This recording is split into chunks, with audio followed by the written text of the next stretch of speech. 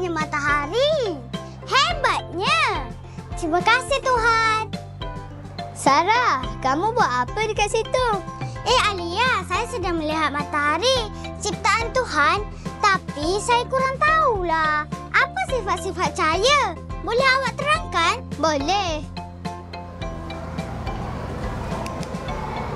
Itulah keistimewaan cahaya, Sarah. Sebenarnya, cahaya bergerak dalam garis lurus bila tak ada halangan.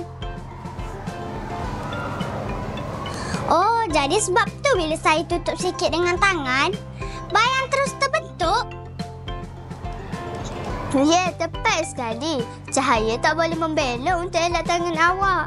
Ianya terus ke depan sampai ada sesuatu yang menghalangnya. Kalau macam tu, kita boleh uji dengan kad berlubang kan?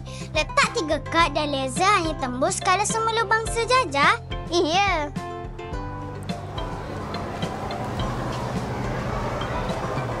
Saya akan nyalakan lampu ni dan arahkan ke kabel ni. Sarah, awak nampak tak cahaya ni? Ya, saya nampak, Alia. Kalau saya alihkan kabel tengah ni, awak nampak tak? Saya tak nampaklah kawan-kawan. Ya, bila laser boleh tembus 3 lubang, itu bukti bahawa cahaya bergerak lurus. Kalau tak sejajar, sinar akan tersekat. Sangat menarik. Sains macam ni memang seronok kan? Betul tu Sarah. Bila faham konsep, setiap cahaya pun macam ada cerita dia sendiri. Cahaya bergerak pada kelajuan yang berbeza apabila ia memasuki media yang berbeza. Bila cahaya melalui udara ke dalam air, kelajuannya berubah dan itulah yang menyebabkan pen nampak bengkok.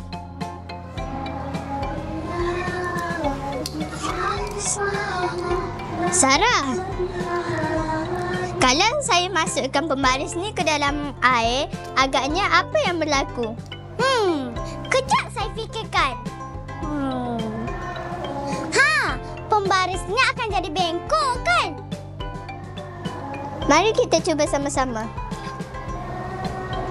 Wah, betul lah. Pandai Sarah.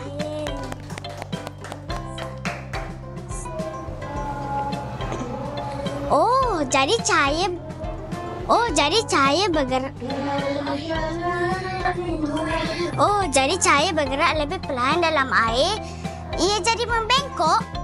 Iya. Oh, jadi kalau saya lihat benda dalam air, saya nampak ia di tempat yang sedikit berbeza. Ya, tepat sekali. Itu sebab kenapa kita nampak benda-benda di bawah permukaan air berbeza daripada yang sebenarnya. Pembiasan berlaku di mana cahaya dibengkokkan apabila ia memasuki medium baru. Alia, apa yang menarik sangat dengan prisma ni? Kenapa nampak macam ada warna pelangi bila cahaya melalui prisma? Itulah hasil daripada pembiasan cahaya dan spektrum cahaya. Bila cahaya melalui prisma, ia dibiaskan dan terurai kepada warna-warna pelangi. Ini berlaku kerana cahaya putih terdiri daripada pelbagai warna yang mempunyai kelajuan yang berbeza dalam prisma. Oh, jadi cahaya putih sebenarnya campuran warna. Boleh tunjukkan lebih lanjut? Boleh. Sekarang saya akan tunjukkan.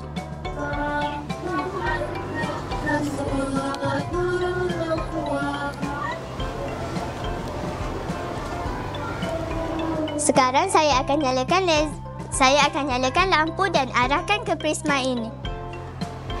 Lihat apa yang berlaku. Wow, nampak macam pelangi. Tapi kenapa warna-warna ni muncul? Itulah hasil daripada pembiasan cahaya. Cahaya putih adalah campuran semua warna dalam spektrum. Bila cahaya melalui prisma, kelajuan setiap warna berbeza. Warna yang lebih panjang gelombangnya seperti merah dibiaskan kurang, sementara warna pendek seperti ungu dibiaskan lebih banyak. Itu sebab kenapa kita nampak semua warna terpisah.